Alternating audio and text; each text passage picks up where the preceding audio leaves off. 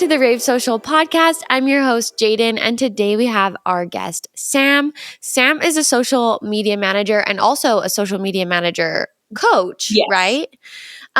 She's incredible. Her content is amazing. I found her on Instagram, and then I was like, you're my girl. Now you have to be my friend, which is what I do with everyone. Sorry. But we're so excited to have Sam today. And Sam, why don't you just tell us a little bit about like what you do? Yeah, so hi. So my name is Sam, and basically I've been running a full-time social media management business for about 2.5 years now. I was mostly into like restaurants and food products, but then just one thing led to another, and now we do acupuncturists and yacht brokers.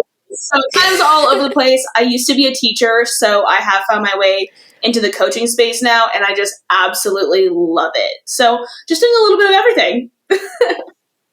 Yeah, that's awesome. I feel like teachers make great coaches. I have a client who is a coach and she was also a teacher, and her courses are just insanely good because she just knows how to teach people. Like it just seems like she's an educator to her core. So I'm sure you have those same traits, and it's just lovely to learn from people that know how to teach. And I think that so often teachers really do love teaching. It's just all the external things. So when I stepping into coaching is stepping back into teaching, and it's so much fun. So it's you can tell people like doing it. Yeah.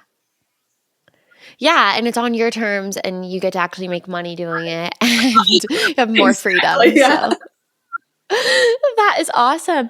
Well, something I did want to talk to you about today is kind of like using your personal brand to scale, because I know you've done that. So why don't you tell us a little bit about what you've done there? Like, how did you create your personal brand to support you to be able to grow? Yeah, so actually I didn't. In my first year and a half, I did food blogging through COVID just like everybody else, and I super into it. I was always into the food element of things and creating content, but for my own business, I literally just would post some things on my food blog I do social media management now. Never thinking, I should use Instagram to leverage my essentially Instagram business. So it was the beginning of this year, I was like, okay, I'm going to at first I was on TikTok for some reason. And then I was like, I don't even offer TikTok. So in March of this year, I was like, I am going to build my personal brand for my business. And my big thing is I was like, even when the crickets were so loud, I was like, I'm going to keep going and keep going. And I think that's really what is not to say the biggest issue, but it's, building, if you can get past that point, building your brand can be so beneficial for your business. And from there, oh my gosh, I had clients in my DMs. I was like, wait, I don't have to look for them. They can come to me. It was such a wild feeling of it's almost your time is almost given back to you as you put in time for your personal brand. Does that make sense? Yeah, it totally does. And I do think there's a lot of legwork in the beginning, and it's so easy to lose your dedication and your motivation for it when in those early stages where you're like, I'm just trying to grow my brand. This is a struggle. It seems really hard. Is it working? But you're saying, it's you have to push through that time when you're the time where you're just I feel it's almost the time that I see for everyone is they're scrolling through, they're seeing all the viral reels, they're trying to replicate them and trying to understand why it's not working for them, and even trying to find their own voice. And it's going to happen. It's just kind of getting through. I remember I was I feel I have a more lax personality with I'm not so stiff with my business. And I was just do people think I'm not legit because of that? I was questioning my own personality with it, but then I was just okay, I'm going to do this. And it was 4 or 5 months, honestly, in my own personal brand, posting almost every single day before anyone started paying attention. But honestly, once it did, I was oh, okay, this is great. This is what I was manifesting. What I was trying to do.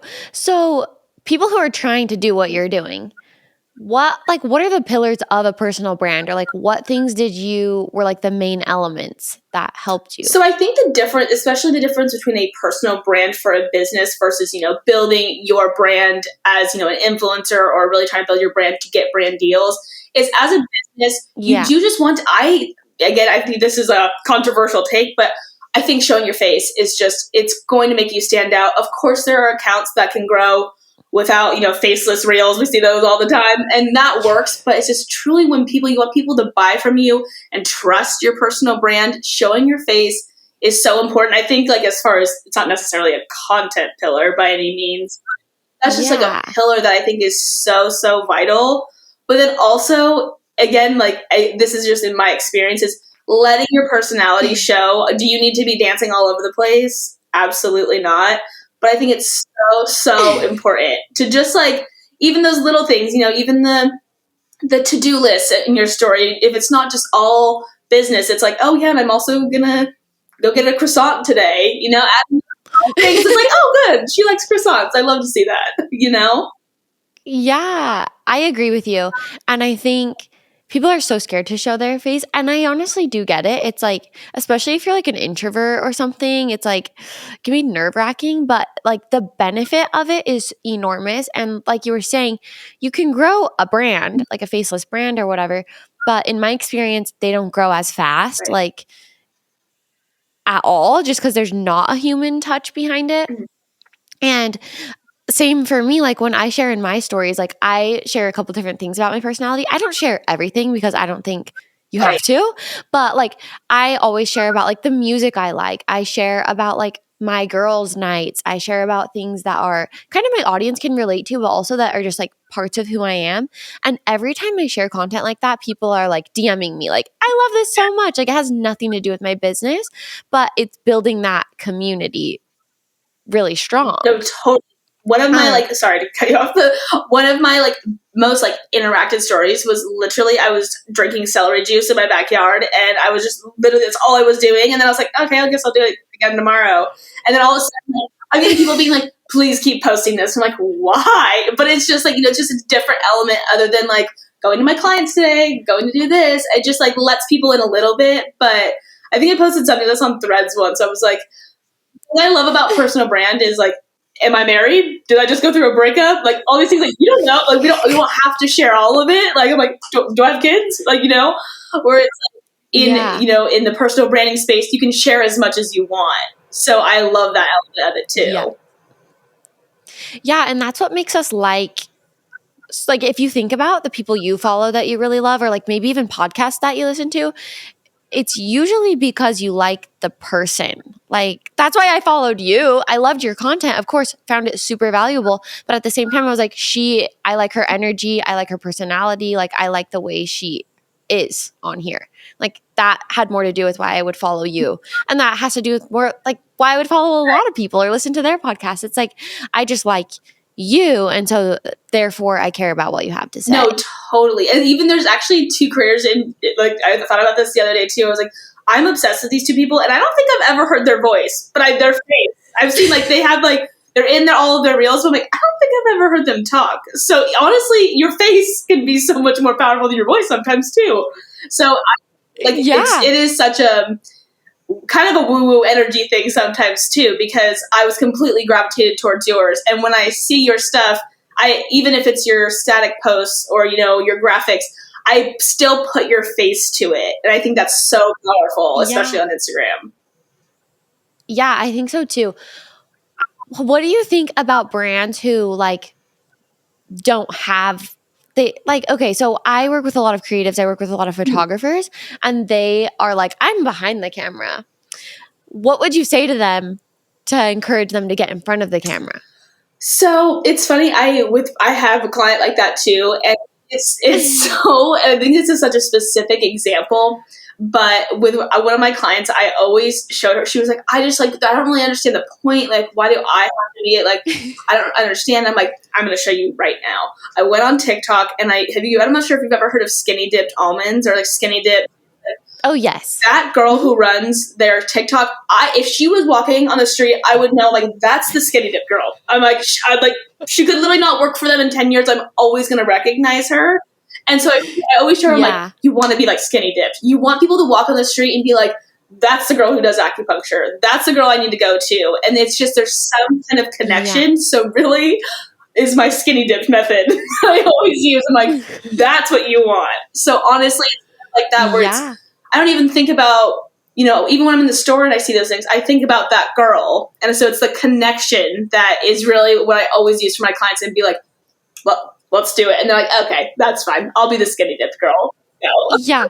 And you know what's like beyond that, I want to be like, that's the content that performs the best. Like, I know it's not all about the numbers. We all know this. If you're listening to this podcast, you know this. But at the same time, that's the content that performs well. Like in our monthly analytics, it's always the video that starts with the photographer or the person behind the brand. Like every single time it is.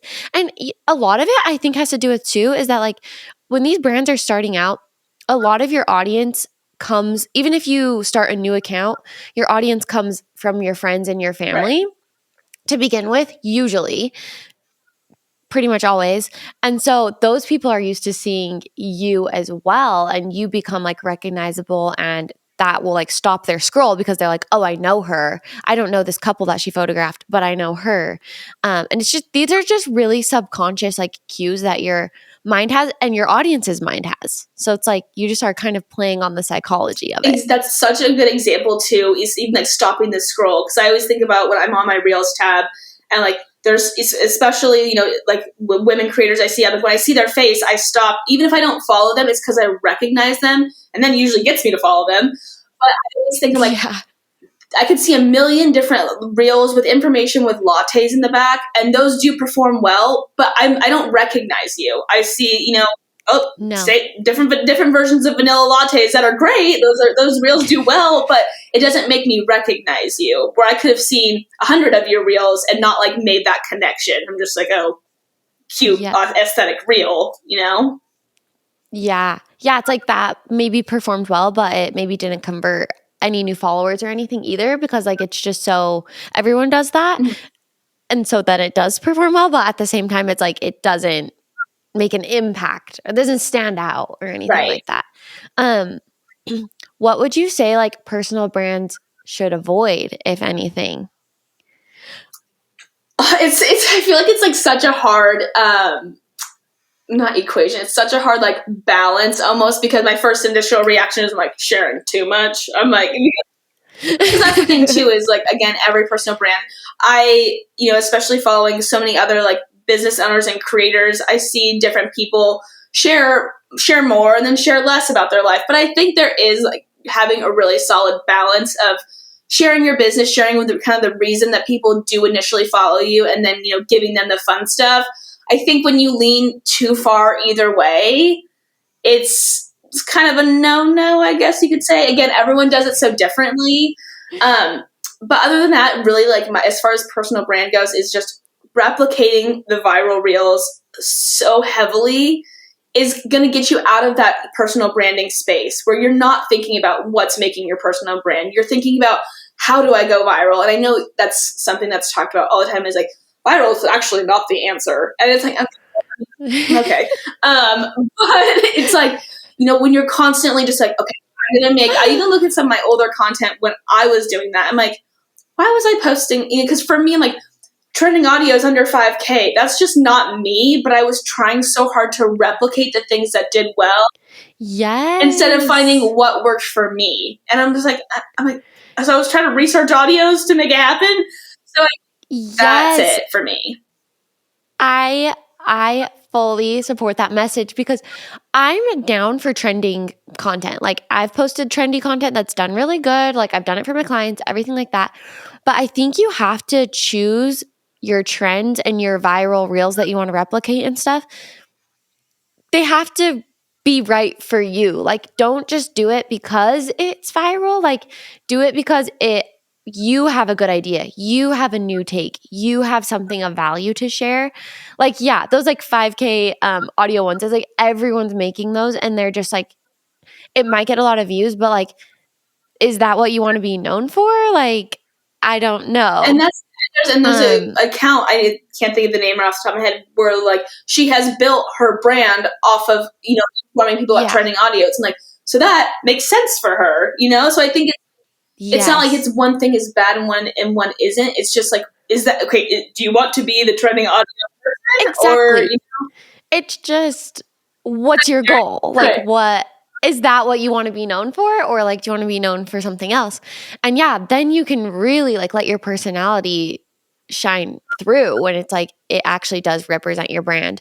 I also feel like one place where I get a little bit of like, ooh, is like some accounts will share like their kid's entire soccer game. And I'm like, we didn't come here for this. Like, you can totally share that like you're at the soccer game or whatever. Like, this is on my agenda for the day, a day in the life, whatever. But it's like, please don't show us the whole soccer game. Yeah, I was like, I just want to see like what kind of snacks you packed your kids and then move on. Like, I'm like, where's the orange slices? Like, I want to see that kind of spread, but other than that, good. Yeah. So I think you're exactly right with just the balance of it's like, okay, we just don't want to like annoy our audience.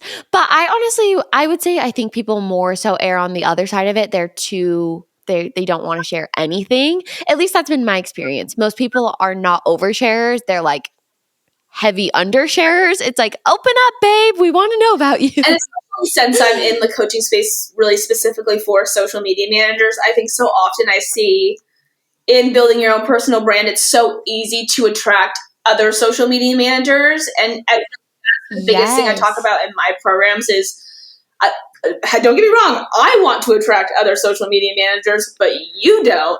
And I think it's so easy to get in the flow of like sharing analytics all the time and, doing those things. And I'm like, your clients don't know what this means. Like, so many your stories and see your analytics screenshots. That I love to see that, and you love to see that. But your restaurant client who wants to hire you sees this and is like, oh my gosh, what's that?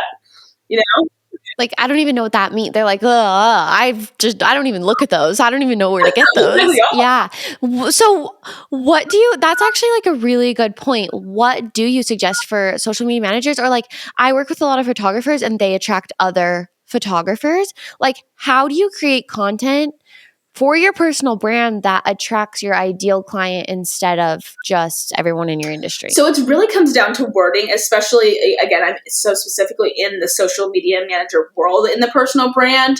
But I always use the example of, I see all the time with social media managers, I see them say like, POV, you hired a social media manager and now your engagement has never been better.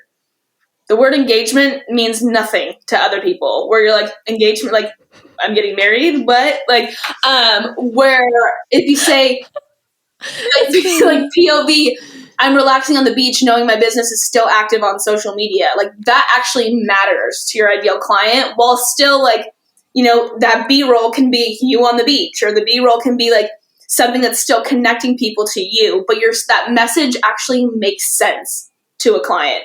And it's not just because when I see that, I'm like, oh, you're making engagement better? Great. I'll follow you, but I'm not your client, your ideal client. So I think it's all in the messaging and the wording and making it not only way simpler, but also more fun and like actually, addressing the things that happen in their lives. Like, they're not up all night being like, oh, my engagement. They're like, I want to go relax, but I have to make these reels.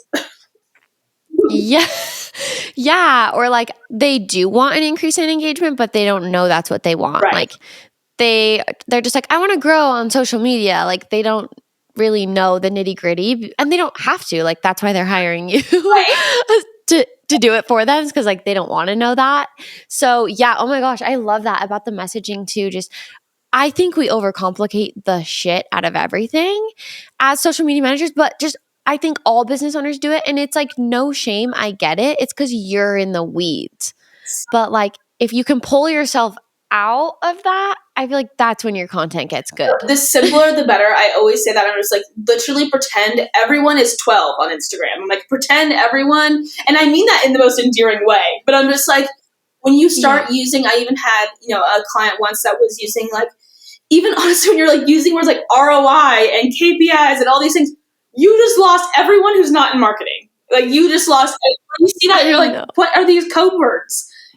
So it's like, bring it down here, right? There was another example I used too, where it was like, oh, like POV, like you got your 1099 tax forms filed for you, or whatever, all these forms where instead of you POV, you just saved a bunch of money on your taxes. Like, it's so simple to break it down, but when you're in the thick of it, you're like, I must post about 1099 or I must post about all these crazy numbers, you know? Yeah, because then you're just speaking to people in your industry, honestly, because nobody else gets it. Totally. Yeah. What Yeah. you're saying. Also, when I see KPI, I like literally pass away. I hate the acronym. I don't know why, but I'm just like, please no. Like, I don't, can we just say goals? Like, I please. think I used it literally like once in a caption. I was like, this feels wrong. I'm like, why am I? Oh my God. I'm like just trying to prove something. I'm like, why am I doing this? It's like you want to sound smart too. I think a lot of like, yeah, especially if you're a professional, like if you are a tax person, you want to sound professional, but it's like we are so dumb. Like we don't know about taxes. We don't get it. We have no idea. So you need to really dumb it down for Yes, no, us. exactly. The second you start using numbers like, oh, did you file your 4569 sheet? I'd be like, what? Like, what? I don't know. Did I? Mhm. Never Like, heard of her. Yeah. Oh my gosh. Okay. How has your personal brand helped you create this like more agency style or more like build your coaching side of things? Yeah. How? So initially, I built the account initially to get more clients and really start having like just build up my agency and see how it went from there. But really quickly, I was like, you know what? I knew I was also tracking social media managers, and it was just like my teacher brain. And I was like, I'm gonna really lean into the coaching space and help other social media managers. So it happened really quickly. And then just honestly, naturally, I have clients reach out to me for social media management. And so I'm actually full now at this point. So I was basically like, okay, I can continue to scale this way with my agency, or I can kind of like shift a little bit, like grow a little bit this way, and then lean more into coaching. And so that's what I've done. So right now I'm actually at capacity with my social media management business, which has Yeah. been amazing because I think that Yeah. first year that your first year and a half, I'm always like, was always churning like, okay, gotta hire more, gotta get more clients. And I was really in that agency hustle where now I'm so all about the coaching element, all about really being able to like provide like many resources as I can for, for social media managers. I just finished Yeah. my first coaching program yesterday and it was so amazing. I can't wait to do another round of it. So it's like the personal brand itself gave me the platform to find, you find those 25 people that were in my program, whereas I would have never been able to find them otherwise. Yeah. So Like it gave you, your personal brand gave you the flexibility to be like, I can do both. Like if I feel like I want to do like more coaching, I can, or I can do like more social media management. exactly. And I feel like that's like the thing is you don't have to just do one thing.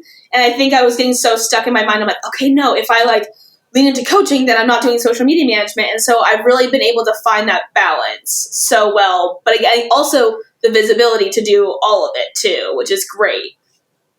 Yeah. Yeah. I feel like people that have personal brands too get nervous. They're like, I can't change. I can't pivot. And like, you just completely shut that down. Yes, you can. You can kind of do whatever you want because you do have the personal brand. Right. And I think I was so nervous in the beginning with pivoting into coaching. I'm like, oh my gosh, people are going to think like because I'm not continually growing this way that I'm not legitimate in this space. But like that, I just shut it down for myself. I'm like, that's not true. I'm like, I'm doing all of the things. And because I do this thing, I can be really great at this thing too. So the balance has been Yeah. great in the personal brand. Like they support each Right.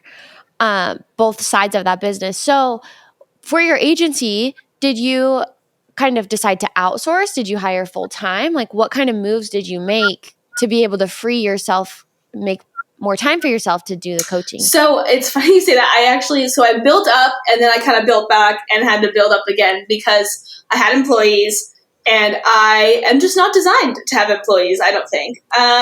Because I'm so like, oh, just get it done when you bought. Let me know. I'll just do it. You relax. So employees was not my route. So now I have virtual assistants who have their own business for things. So I don't have to, it's just been a much better system for my agency. So I have virtual assistants, and that's how I built that out.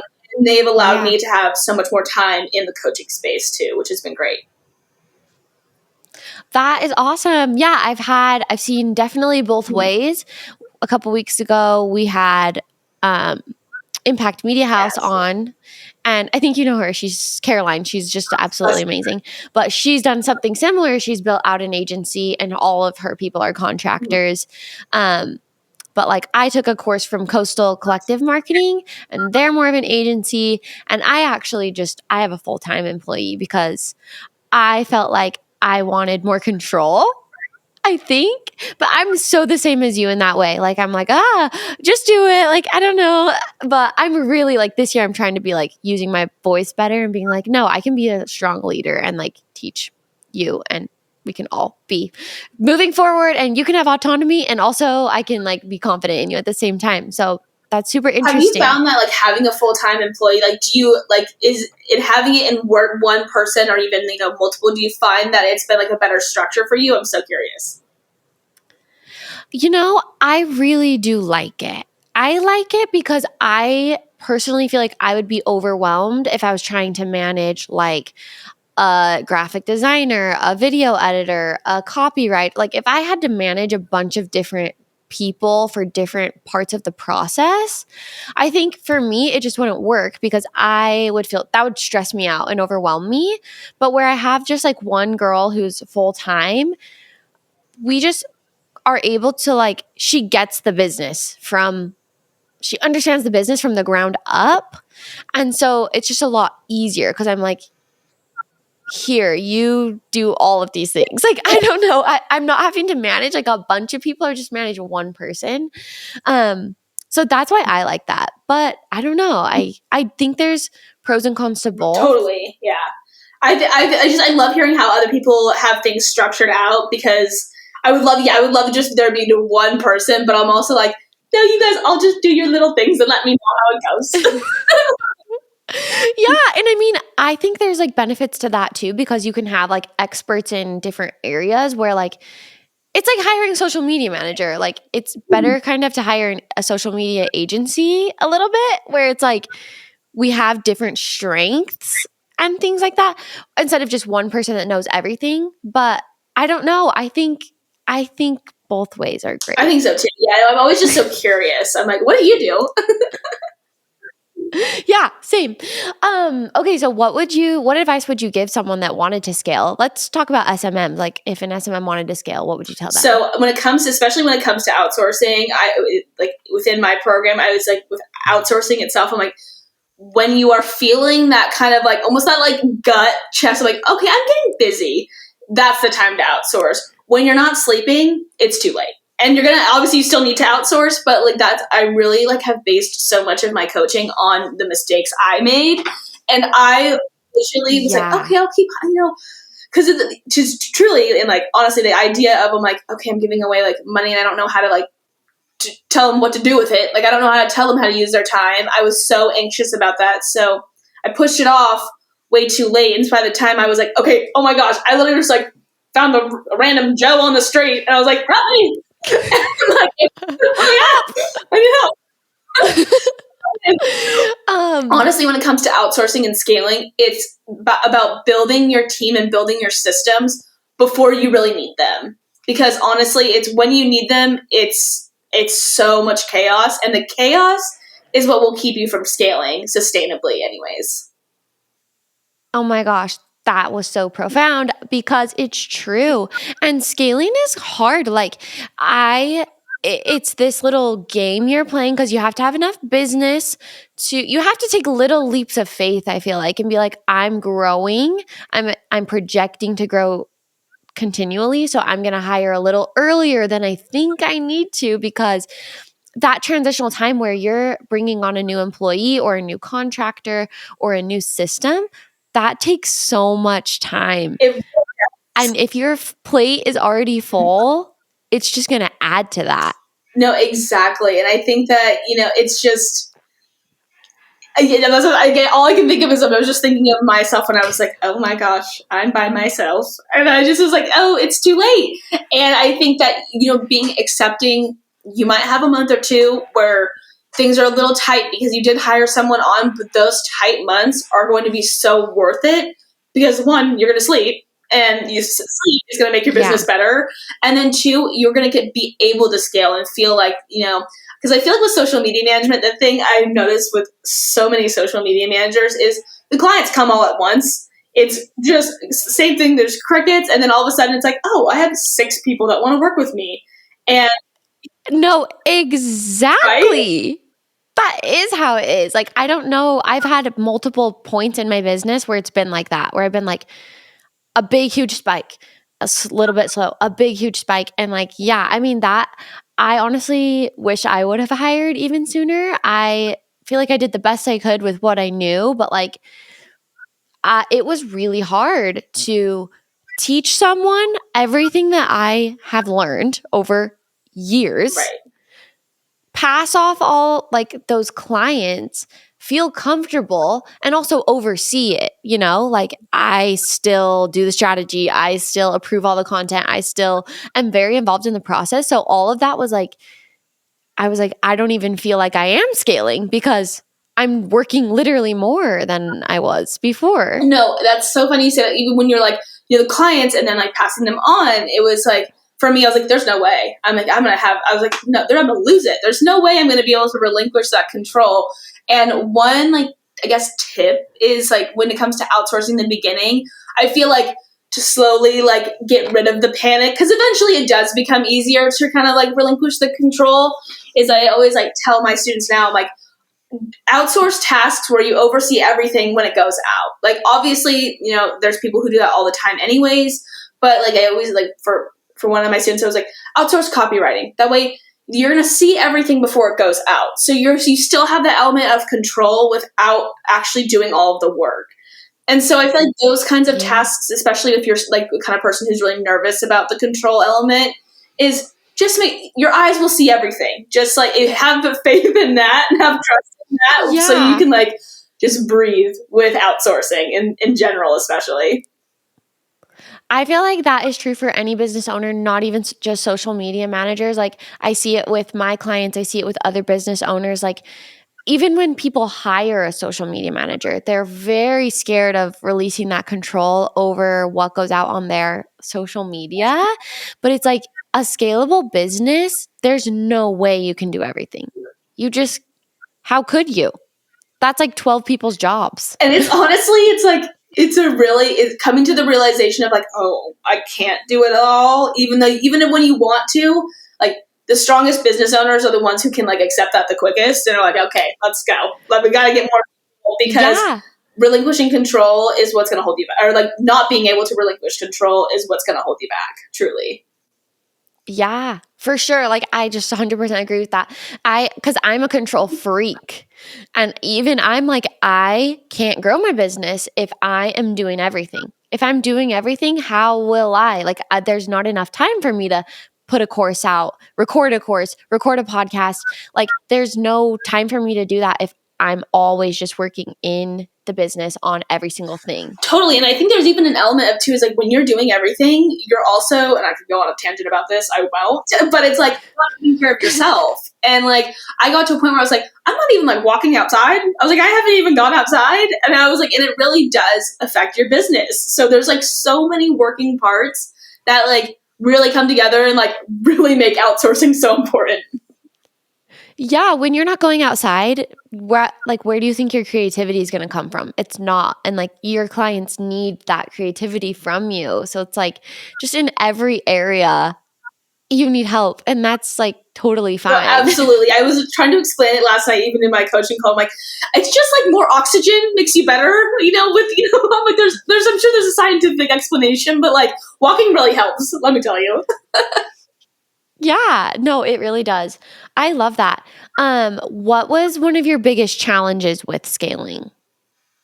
Relinquishing control and like actually letting outsourcing happen, but then letting other people juggle things for me. Like I think I'm like, no, I have to do it all myself. I really had an issue with that. But then, again, my biggest issue with scaling was really doing things a way that didn't work for me, especially, but I relinquished control, and then I relinquished control in a way that wasn't serving me when I had employees. So I'm like, okay, well, got to pull it back and then got to do it again. So I had some bumps in the road when it came to that. But once I got that flow, I was on a roll. So it was just, I guess like my biggest Yeah. difficulty was finding the flow. Yeah. And when did you like actually scale? So you said you've been doing this for like 2 years or About 3? 2.5, almost 3. When did you feel like you had the breakthrough? Well, I scaled really quickly, and then so that's why I had to pull back. So I was really like, basically the second I started my business, I was just going all in, and I was like, unlike I feel like with social media management, there's like pricing is such an issue, and being scared to price a certain way. I was just going for it. I was highballing, and people, I was like, oh really? I was like, oh god, okay. Like, so I really had like, You're like, "Oh, you'll pay me that? Okay." maybe 10 grand a month, great. No, I'm just kidding. But it was like, I was like, oh, okay. So I really like had some really high ticket clients early on, and so I was scaling quickly with not a huge client load.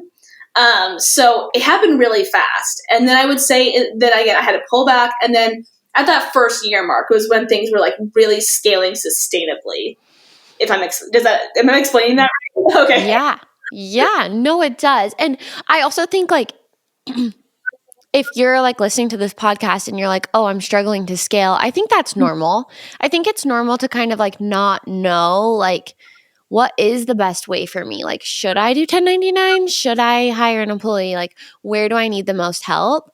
But for me, this is my advice, and then I want to get your take on it too. But I feel like the parts of your business that are frustrating you. But also, I'm a generator, and so I don't know if you know about human design, but I'm a generator. So my non-aligned sign is like that I'm frustrated. So for me, I'm like wherever I'm frustrated in my business, that's where I need to outsource. So right from the get-go, like I hired a 1099 girl to help me with reel prompts because I was like, this to me is like just not fun. I hate it. So I outsourced it. I outsourced that first. But what would you say? Like, do you think it needs to be more rooted in like numbers or When you say rooted in numbers, what do you mean? like, do you think you should hire someone based on like financially what makes the most sense? Like, what makes the most sense for an ROI? Or, like, because I guess I could have hired someone to like do my email marketing and that would have like given me maybe more ROI. But instead, I chose to hire someone who would help me with my day to day because it was frustrating to me. Okay, I see what you mean. No, I am the same way. You said that I am a generator too, and I was actually just going over this the other day with my alignment coach, and she was like, "Yeah, you are frustrated when you are not well." I'm like, "Yep, that's me." And I'm the same way. I was even so my like analogy for it is I'm like outsource your broccoli. Like you have a steak potato dinner, and all the things you want to like. You want to eat the broccoli last. You want to eat the good stuff first, but really like outsource that. Outsource the thing that you look at and you're just like, oh, like I'd rather not. Like, That's the first thing I always say to outsource because like you basically get to take the thing off of your to-do list that you keep pushing to the end anyways. So honestly, like outsourcing that for me, and for me, that was captions and copywriting. I was like, goodbye, see ya. And I was like so excited about video editing again and creating the reels. Like that's the part I loved about my business. So I feel like I'm the same way. Outsourcing the things that just like make me feel lighter about my business in general. Yeah, because you deserve to like want to do your business. No, that's okay. That's a clip there. Like that, and like you deserve to want exactly. Like it's so key to enjoy what you're doing because burnout is so real in social media. I mean, in all business, but in social media. And I think if I was doing captions all day long, every day, like the burnout would happen so quickly for me. So getting that out of my space is great. I feel like social media, this is probably me being like a victim right now, but I feel like social media is a very difficult industry for burnout because it is changing constantly. Just always changing. You're always learning something new.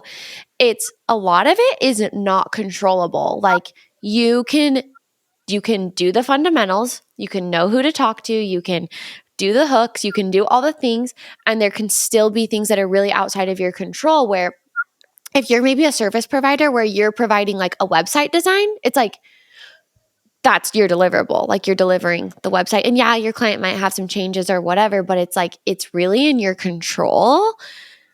And I feel like social media is just it's kind of crazy and it's so new too that it's like there's just a lot going The way on. you said that too, like you couldn't have said it any better. It's just like social media. Well, yes, of course you can have strategy, but it's like the same thing as like 2+2 does not equal 4. It's like there is a level of like abstract with social media, and like that's a really daunting thing, and it's obviously a really like overwhelming thing sometimes too. And like when 2+2 equals Yeah. 4 and it works out, that's like amazing. But social media really is. And I feel like it constantly evolving it's a benefit, and it can be a perk at times.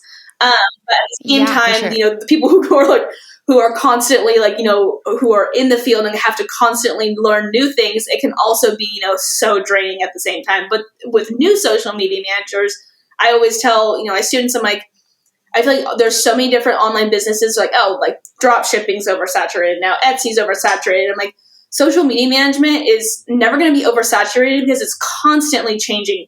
What a social media manager who was great on Reels 2 years ago has had to learn the same thing that you are now. So I love that element, Yeah. but it is a lot. Yeah, and there's a lot of social media managers, yeah. But also there's just so many businesses. Hmm. Like it's unlimited. It is truly there are no limits in social media management. That's why I'm like literally not afraid of competition, and I feel like I make friends with social media managers because I'm like you get it, you understand like the struggle and the hustle and also the benefits of Hmm. it. And yet we don't have to worry about like stealing each other's clients because like there's just plenty to go around. But that actually brings me to a question for you. So with social media, what do you tell your students when they're like, they don't feel like they're offering enough, because it's like, yeah, you could just manage Instagram. And I think you said you're like, I only manage one platform for a client, but there's Pinterest, there's TikTok, there's freaking LinkedIn, like Twitter, whatever. What is your take on that? Like, should you offer it all or should your clients be hiring different social media managers for different platforms or? Yeah, no, sorry, I'm still laughing. They're freaking LinkedIn. No, and that's too is like I just happen to be specifically for Instagram management. I have clients that want to primarily focus on Instagram, and I've found clients that fit that for me. And I've had conversations with people being like, "You expect people to hire different social media managers?" I'm like, "No," but I have there are people that focus on one platform, and one platform works for them, and like that's great. I'm never gonna convince Yeah. someone like you need to only be on Instagram so you can be a part of my services. However, I think it's as Yeah. you build, I think that's where the agency style really comes into play, because I think expecting one singular social media manager to be an expert, even in both TikTok and Instagram, that Oh my God, they're so like that different. is someone who is literally never not on their phone, because you are constantly having to learn. And I honestly was trying to keep up with both in the beginning of my business, and I was like, I'm never gonna be great at both. I will be good at both, but like I want to be a great social media manager. So I did focus on one. But so I think like with my Yeah. students, I had one in particular that was like, I want to have LinkedIn, and yeah, I was all these YouTube shorts, and I'm like, that's great, but it's up to you, and that's what I love about social media management is you can offer as much as you want. You can Yep. just do Instagram if you want, and you'll find the clients that come along with it. But I think building up an agency where you can offer more is always going to be an advantage to you. But I think you need people. I Yeah. think trying to have one person master all of them, or even honestly two, is a lot, and it's a lot to expect of one singular person. So I think the Yeah. agency style is really like again the best way to go. I've heard great things about the Coastal Collective course, and I think that like Yeah. I think an agency style is so great if you're able to build that up. Um, but I think Yeah. just starting out, you're doing yourself a disservice if you're offering everything. By offering everything. Yeah, I think so too. I think it's good to like master one thing and then add something and add Right. something. That's kind of what I did over time as well. Also, my offers are kind of random because like I do podcast editing, which is like not something a lot of social media managers do, but it's like I've just known how to do that. Like it's just a skill that I've always had because I've done video editing, I've done audio editing, like I knew how. So like I'd love to offer that. But it's very random and kind of but that's unique. the thing, because you offer like something that most social media managers don't. Yeah, but I think people get overwhelmed by being like, I need to offer like all these things. And also, if you offer TikTok, are you okay? Because I bless your heart and your soul, but how are you doing that? There's literally a video of me in a group call for my program where someone was like, I was like, what, TikTok management, like, like how should I price like a package for like 90 videos a month? And I was like, I was like, are you like, yeah. Hopefully, like those clips are coming from a podcast or something because oh my gosh, it's just like TikTok is such a content heavy platform. I'm just like, when people come to me and ask for it, I'm like, I can't do that for you because I would have to be you. The reason why, and the thing I like with TikTok, aside from maybe just being like, like, because I think TikTok is such a fun platform. I would love to manage someone, but I'm sorry, unless they live next door to me, I can't. Like, unless I literally like they are literally right next to me all the time. You have to the amount of content you have to be constantly generating out for them, unless they know how to like edit the footage themselves. I think it just requires, I think about like, what is it, Duolingo and those things. Like, you just need a team. Like, I don't know. For real, like you're gonna need a TikTok team because this is a lot. Yeah, I try to post on TikTok like once a day, and I mean, honestly, it doesn't do very much. Like, I for sure need to post like 3 times a day to see growth, and I can just tell already. But I'm like, who has the time for that? I guess if I made it a priority, I guess I could do it. But I'm like, it's just not a priority. I'm newly on my new TikTok journey again, and I'm just like, I'm so tired. I'm like, it's literally been like 2 weeks. I'm like, I can't. I'm like, okay, in the new year, because I really do think that like there is so much value in it, and there's so many social media managers over there. So I'm like, I would love to connect and like build a community there, but oh my gosh, I really need to take a long nap before I really do it. It's just, oh my god, a long nap. Oh, I love that. Awesome. Well, do you have like, is there anything else you want to share with our friends that are listening? I'm not trying to think of the things. If you don't, that's totally fine. We covered fine. Outsourcing, covered personal branding. We did the thing.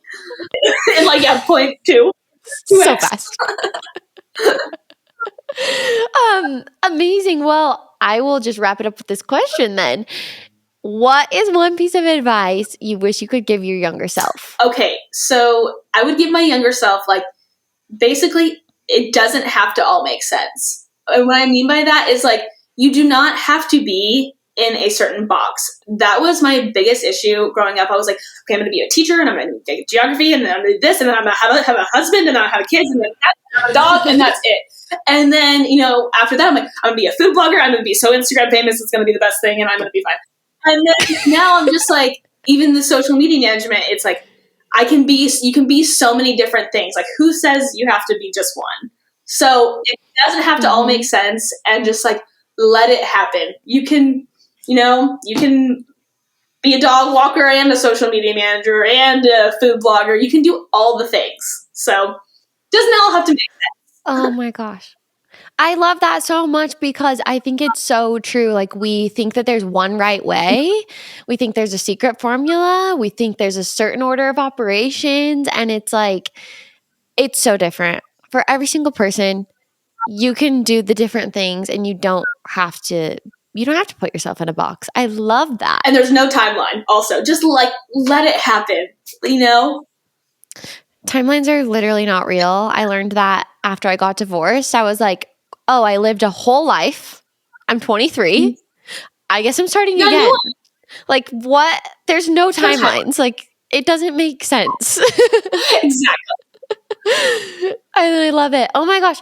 Thank you so much for joining us today. It was so good to have you. I'll make sure and like link all your stuff in the show notes so everyone can go see who you are because you're just amazing. And hopefully we'll have you on This again has been so soon. much fun. Thank you so much.